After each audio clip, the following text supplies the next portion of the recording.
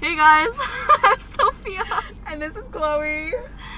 And today we are going to talk to you about Studying in general, mainly in general. Yeah. For tests, Quizzes, other yeah. memorizations, because I don't speak English.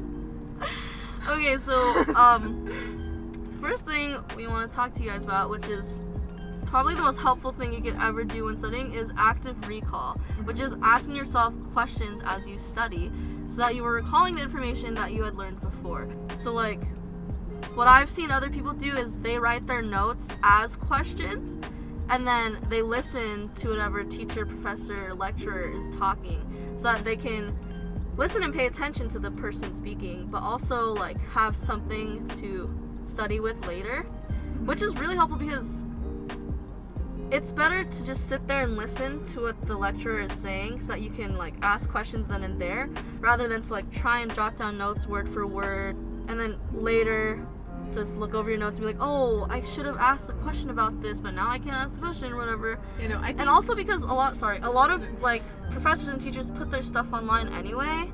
So yeah, at least so now. In the midst of the whole online, like everything was solidly online, some of my teachers would put the presentations that they were using online. So I would be like, I need to take notes on that. And I could actually just listen to them talk. And even though they probably were struggling more than I was because they were staring at a blank screen with no people on it because we didn't turn our cameras, it was much easier for me to retain the information and ask more questions, like engage in the conversations, because I had like actually listened. So when you actually listen, you don't really just like, because every time, even when you're just handwriting notes, even though handwriting your notes is better than typing them, you still kind of just get in like the monotonous like just system of things, just writing it down, just like copying it straight from the thing and just not using your brain. When you actually think about it and try to engage, you're thinking about it. Yeah. Really, and on that note, constantly refer back to the presentation. Yes. That's another thing. Like we said, or like we mentioned, a lot of teachers these days have their stuff online anyway, so you can always use that to help you study and just have the presentation next to you, or the recording of the class, lecture, whatever. Have it with you next to you on your screen, or like even on a tablet or your phone as you take down notes or as you study. And that's another very tip. Helpful. If you have to deal with the awful, lovely projector screen that almost every kid in America has to deal with, and sitting in the back row because social, you have to be able to see what you're writing. So having it on the computer screen or something that's closer to you, it actually makes it easier and quicker to take the notes. So you can take the notes off of your own computer at your own pace and still like somewhat understand the teacher and listen to them as they're talking, which really does help. Yeah, I recommend that. Then on that note,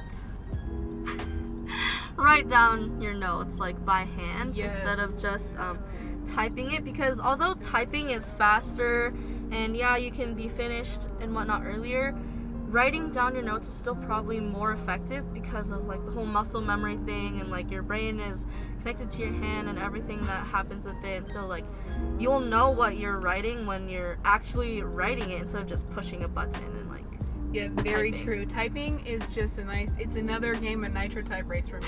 I don't care if it's notes about math, if it's notes about econ, it is just a typing test for me. I want to be the person next to me, and that's it. Which does not help for learning, I guess you could say. Yeah. Typing, yes, I'm an excellent typer. I got acrylics and everything. I still type at least 30 words a minute.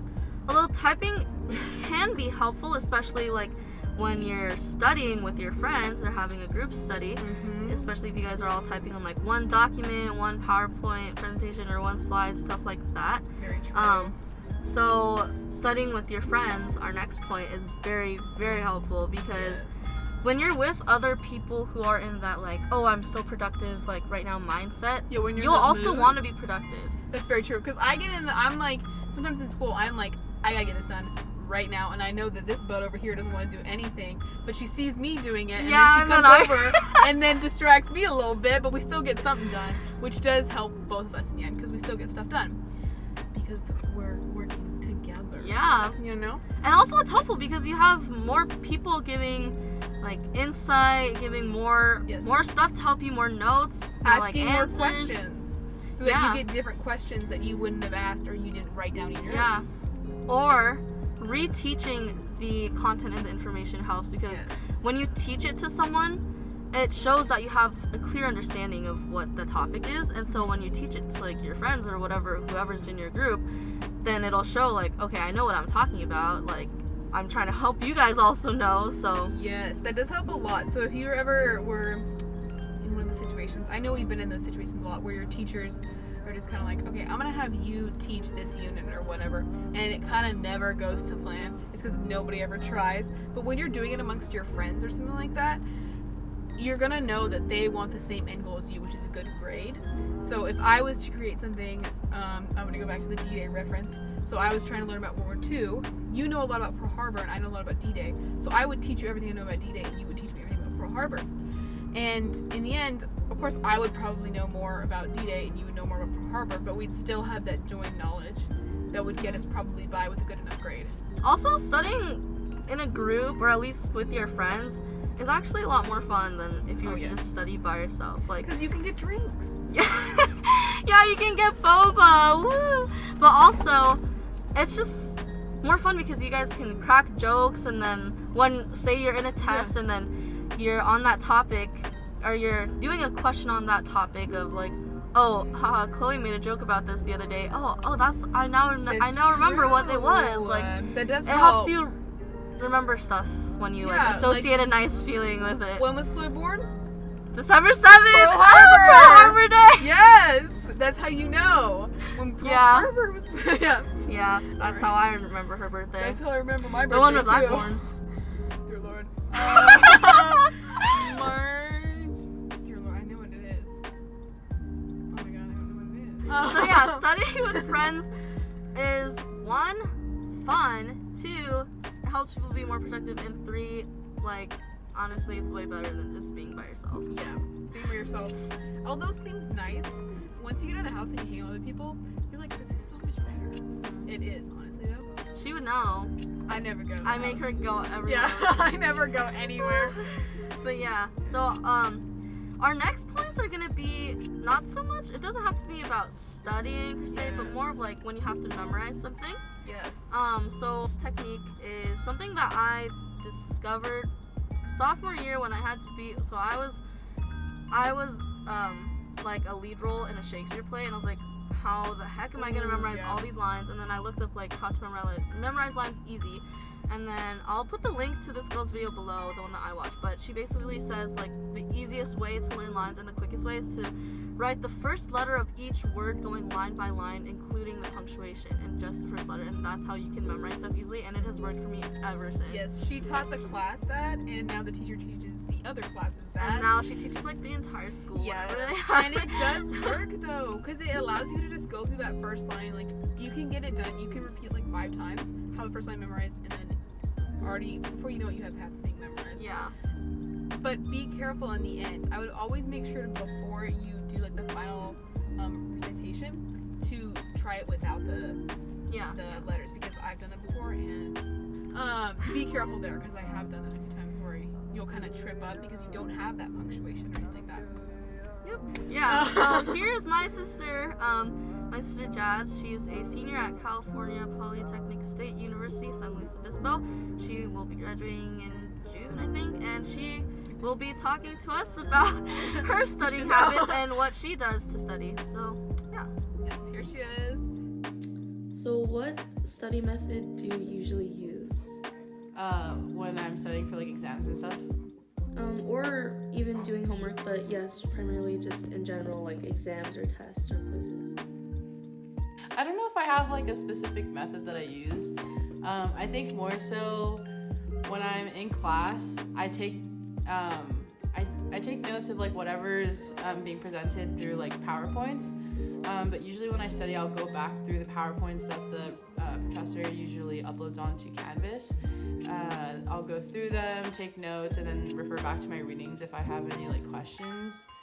In addition, I usually just go through my notes again and make study guides based off of like what I've learned already, based off of like the PowerPoints. So your university, California Polytechnic State University, yes. San Luis Obispo. Yes. What is one thing that you've learned from being at Cal Poly that has helped you manage your work better or just like be a better student in general? Yeah, so for me, we have, we're on the quarter system at Cal Poly, so it's a lot faster than semester system, meaning you really have to be on top of like dates and times and stuff. And coming from a semester system and going into a quarter system was really hard, and the biggest thing that I learned was to download all of your syllabi and create an Excel with all the due dates for all the things that you have to do. So throughout the quarter, you just kind of check all of these things off, and it makes it easier to visualize what work you have to do and what to prioritize, so that you can spend time on things like longer assignments, so like quarter-long essays that you have to do, or like group projects, so spending time on that. And then also quick assignments that I could probably do in like an hour or two, like, I don't know, like a 2 or 3 page paper. So what is like a common study method that you've seen while in university that you hadn't really seen before, that you think works for other people? I see a lot of people take notes word for word, whether in class or even just like while they're studying, they'll just write things out word for word, and it helps them to, I guess, memorize things a lot better. And another thing is a lot of people repeat their notes to other people. So something that's really cool about study groups that I like, I'm personally not a huge study group type of person, but I started to become one because I realized that I remember things a lot better when I hear them in conversation with other people. So kind of vocalizing a lot of those notes that every single person has, because everyone takes notes differently because they hear a lot of different things or interpret things a lot differently. So yeah, I guess maybe that was something, because in high school, like, I never really was part of like study groups. We all just kind of like did our own thing, and then we would take a test because you're just regurgitating information. Whereas at Cal Poly, it's more so like applying knowledge through examples and through like real world projects and stuff like that. So hearing things be vocalized and like understanding it that way was something very new and something that's actually really helpful. Cool, thanks. Welcome.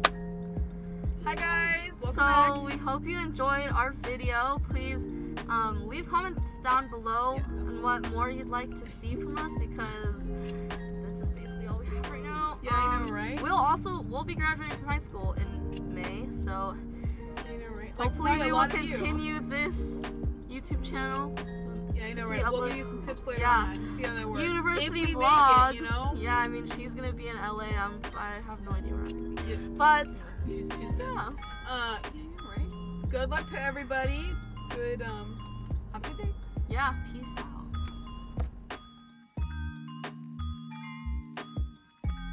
Do it! Just do it!